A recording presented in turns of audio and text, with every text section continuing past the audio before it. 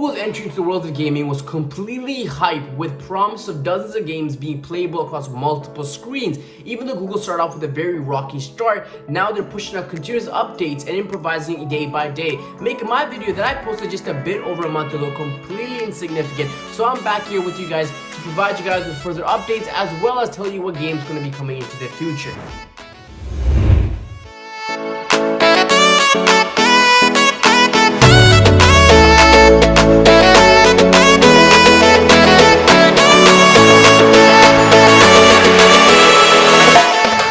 Hey folks, and if you're new to our channel and you want to join our growing community, please hit that subscribe button and make sure you hit that notification button so that way you're notified when our new videos do come out. The contents that we'll be posting are vlogs, tech reviews, tech unboxings, and even reactions. So please do join our community. It'll change your life, I'm telling you. Remember, the Premium Pro Edition comes with basically the Stadia controller as well as the 4K Chromecast Ultra, essentially allowing you to hook up your controller to your TV to play Google Stadia. But what you can do is take advantage of two things. You can either take advantage of the 1 month trial, currently that's for free right now, or you can just add on a Stadia Pro subscription for $9.99 a month. So what Google Stadia is essentially, it lets you play modern games on just about any screen you own, whether it be a phone, a tablet, a TV, a laptop, while Google servers are handling all the processing power and streaming them to you via cloud. Therefore, you don't need any download because you can just pull it up on the Google Chrome browser and no installation required. How does Google Stadia work? Anyone tell me? So how does Google Stadia work? Good question. So Google Stadia is a cloud streaming platform. So cloud gaming or streaming games renders a virtual copy of your purchased game on a remote server instead of your local device, while input on your controller, whether it basically be the physical Stadia controller or your mouse and keyboard, is sent to the server. So one of the big issues would be obviously input lag when it's connectivity issue in terms of internet or Wi-Fi problems with the server. However, we do see improvements, or personally I've experienced improvements over time. What about Google Stadia phone support?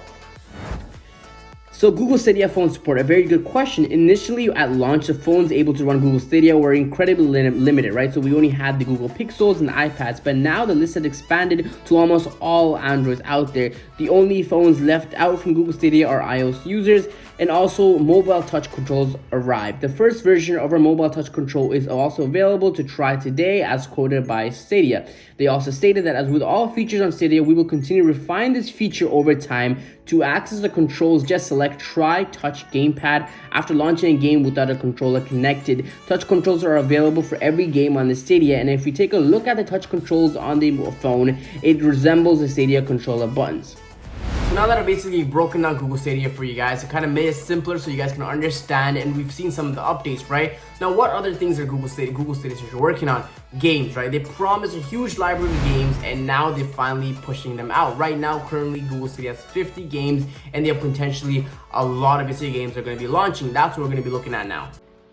So now I just wanted to show you guys some gameplay. So I'm playing right now here is Doom Eternal. So Doom Eternal, as you guys can see, the graphics is so much better, right? Initially when I did buy the Stadia and when I did review the Stadia, I was very kind of in between whether it was positive. I wasn't really excited about playing on the Stadia. I just wanted to experience it, you know, see how cloud streaming is, how cloud streaming goes.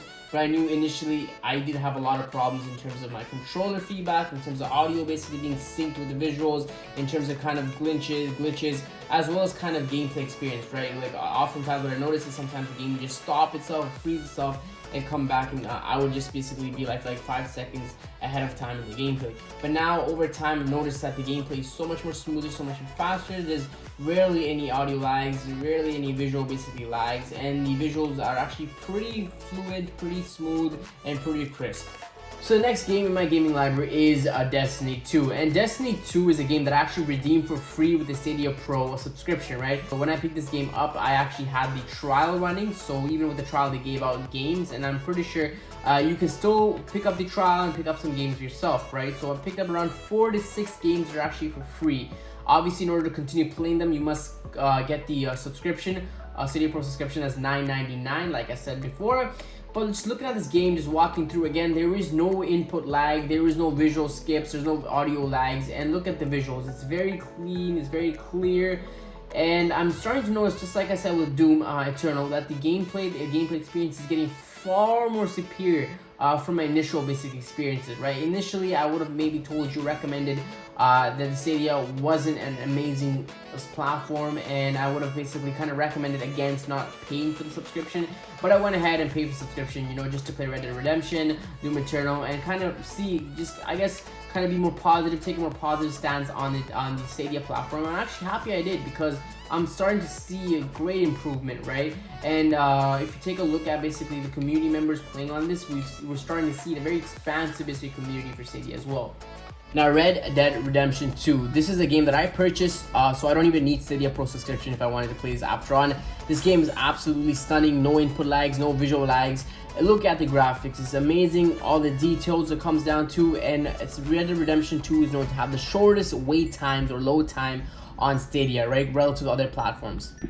So now let's take a look at all the games available, right? Again, like I said, there's 50 games currently available, a range of Assassin's Creed Odyssey. We see Borderlands, we see Destiny 2 Collection I have, Doom Eternal that I bought, we have Dragon Ball Z Xenoverse, we have Farming Simulator, Final Fantasy, we have Grid, we have Just Dance, we have Ghost Recon Breakpoint, Metro, Monopoly, NBA 2K20, PUBG, right? We have a lot of games, right? And now let's take a look at the games that are coming soon to Stadia. So Assassin's Creed Valhalla, right? We have Cyberpunk 2077. That's a game that I'm super excited for. We have Destroy All Humans coming back, right? So we have a lot of games, including Marvel's Avengers, right?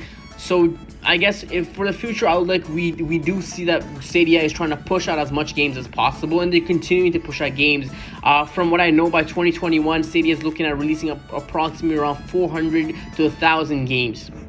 So that concludes the video, guys, and I hope you guys liked the video. And if you guys did like the video, please do hit this video with a thumbs up, and please hit subscribe and support the growth of the channel. Next week we'll come out with what games are coming out on Stadia, and also kind of brief walkthrough over the games, potential games, and go dive deep into these games and what I think and what I'm most excited for. Until then, take care. See you guys next week.